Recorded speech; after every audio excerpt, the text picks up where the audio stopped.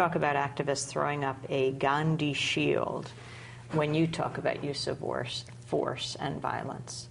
What do you mean by that?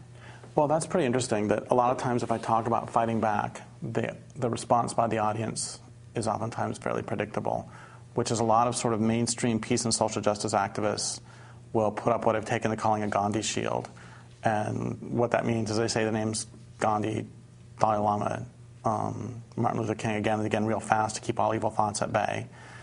And when I would do the same talk for like grassroots environmental activists, a lot of times they would have the same response, but they'd come up to me afterwards and say, "Thank you so much for bringing this up."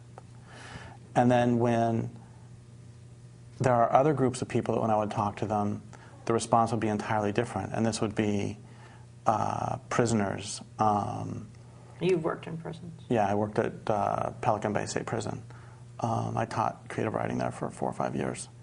And with gang kids, with victims of domestic violence, family farmers. These other groups, a lot of times, if you talk about the possibility of fighting back, a lot of times they say, "Come on, tell us something we don't know. Let's go, bro." And the difference, I realized, it took me a while to realize that the difference is that for those latter groups, for the most part, American Indians are definitely in that category too, violence is not some abstract or theoretical question to be puzzled through. It's simply part of life. And that doesn't mean you participate, it doesn't mean you don't participate. It just means that you deal with it. And that's a lot different than setting up some sort of preset rules. Derrick Jensen, we let people know that I was going to be interviewing you, and a lot of people wrote in questions. And a few of them asked you to talk about what they call you advocating the use of violence.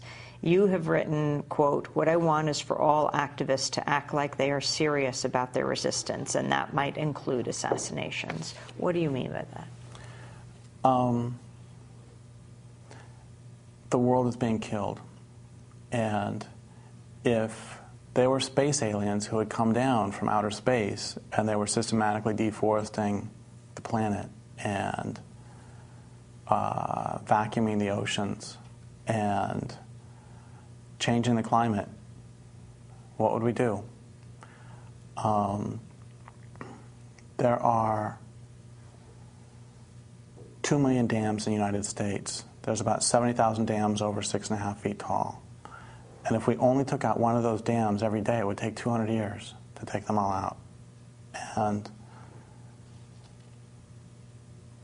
I want to be really clear that I don't advocate violence any more than I advocate nonviolence. What I advocate is looking at the circumstances and deciding what would be the appropriate action, both personally and socially. And we can look at this in World War II. A great example is that the Danish resistance in World War II, we're all aware of how when the Jews had to put the stars on, the king put the first star on. That's great, but that's because Hitler declared Denmark a model protectorate. And if somebody in Poland would have tried that, it's like, great, you can join them on a cattle car. The tactic wouldn't have worked. And so I think it's really important, once again, to ask ourselves what we want, and then to ask ourselves how we're going to get there.